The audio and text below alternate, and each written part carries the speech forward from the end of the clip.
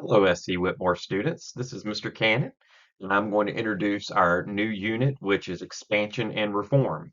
You can see there in the background in the picture, that's a picture of the Transcontinental Railroad. It was the railroad that's going to finally connect the United States. It's going to connect us from East Coast to West Coast, from Atlantic to Pacific. So the nation, after this is built, is connected. Obviously, that's going to be a big change. That's going to be a big change in America. And it's going to fuel what was already going on, which was the nation was expanding and changing, reforming. That's reform means change. So we're going to see a lot of that in this unit. We're going to talk about all different things from moving out west to Native American issues as we start to move out west to the changes in cities that's going to occur during this period, a rise of big business and the Industrial Revolution. So there's going to be a lot that we talk about in this unit. I want to talk about our unit skill now. So our unit skill is going to be continuities and change. Now we've gone over a lot of skills, a lot of social studies skills already this year. You may have already seen this skill in another unit, but this skill, continuities and change, deals with how things remain the same over time, over large periods of time. Some things remain the same, and then within periods, we have change, major changes that happen, and we can see how progress and change happens over time.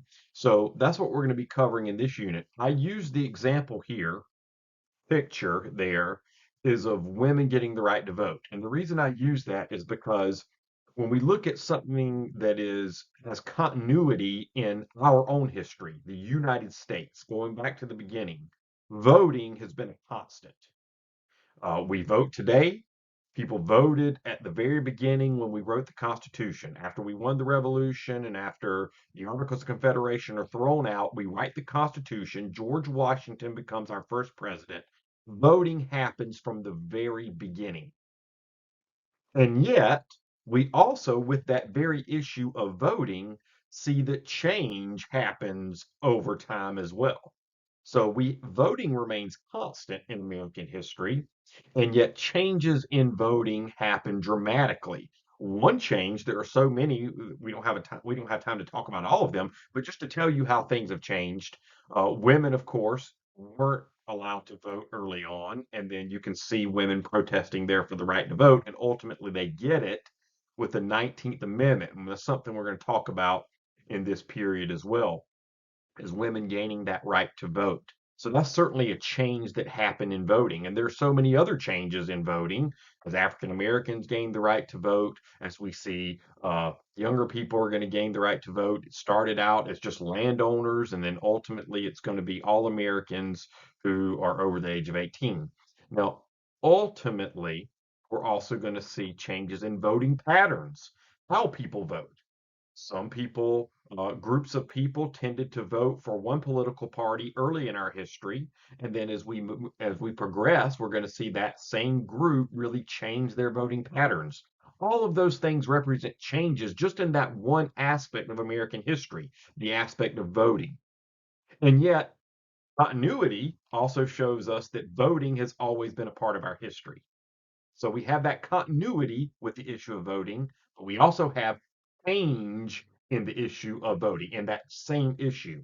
And that's sort of what continuities and change represents. Now, this unit is going to be a great one to do when we talk about both continuity and change because there's going to be so much of both to see over the period of history that we're covering. So let's talk about what our project's going to be for this unit.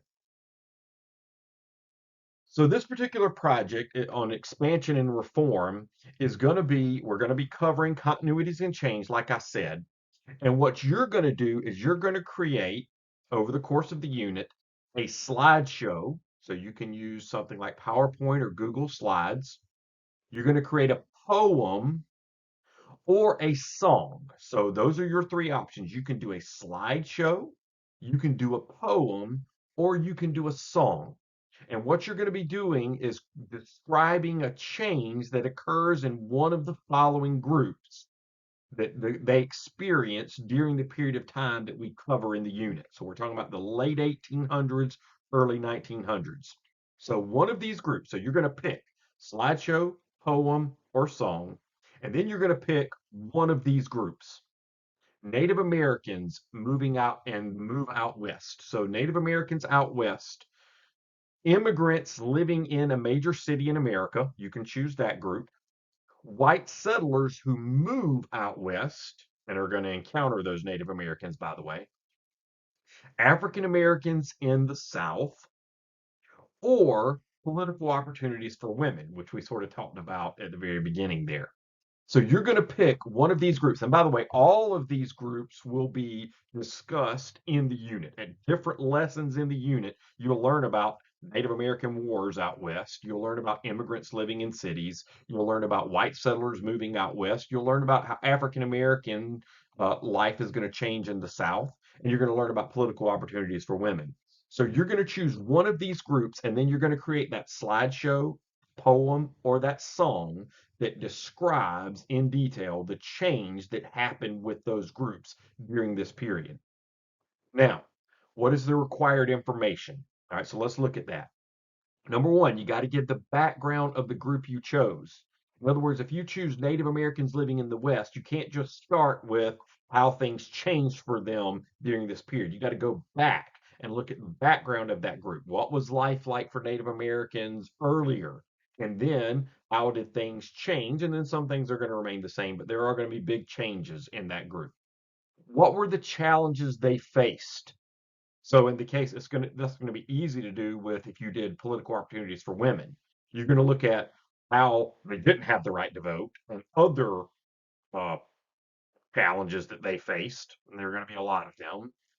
And then you're going to give information on what changes had already happened with the group in earlier eras covered in the course.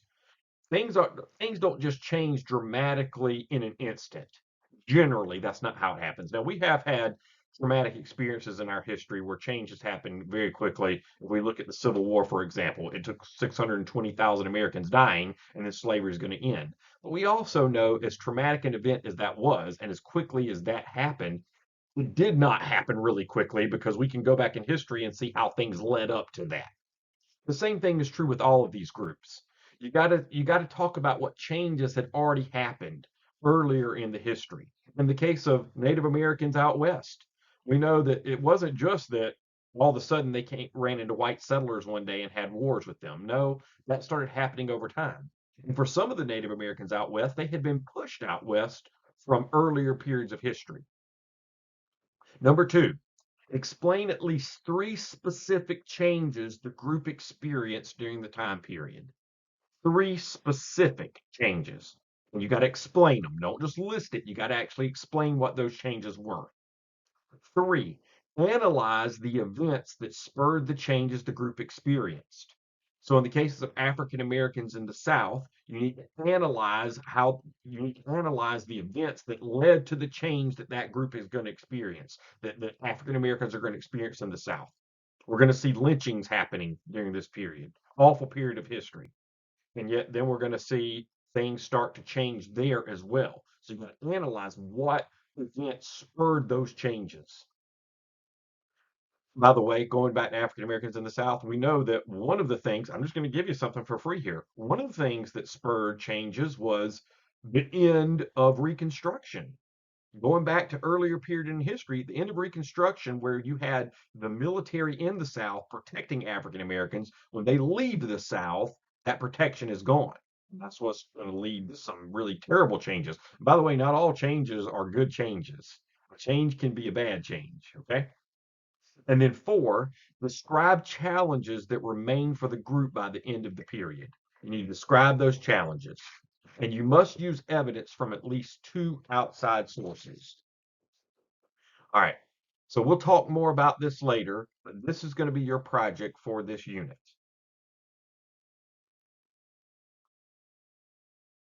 Okay. Your rubric. So how do you score 100? Let's just go straight to that. And let's don't start with the 60. Let's go straight to 100. How do I earn 100 points? How do I get 100 on this lesson? On this project, you want to, if you analyze the changes to justify overall significance, by evaluating the degree of change, explaining how broadly effects were felt, describing challenges that remain. In other words, following what we talked about just in the last slide. If you do those things, then you'll get 100. You also have to use evidence from multiple sources. So it can't just be evidence from one source. It has to be evidence from multiple sources, at least two. If you do those things, you get 100. If you only use one source and you only analyze historical patterns of change, then you get a 90. If you go back, explain changes to specific group during the time period, if all you do is explain changes, you get a 75. Identify changes would get you a 60. That's the minimum if you just identify changes that happen. To go further, you got to analyze how changes justify overall significance by evaluating the degree of change. Evaluate how much change happened there. Explain how broadly effects were felt. So get into details there. How much did that change society? How much did that affect society? And then describe challenges that remain. That's a key there too. You got to describe how challenges still remained after that change. Okay. All right, so if you do all that, you get 100, and you will be good to go with the project.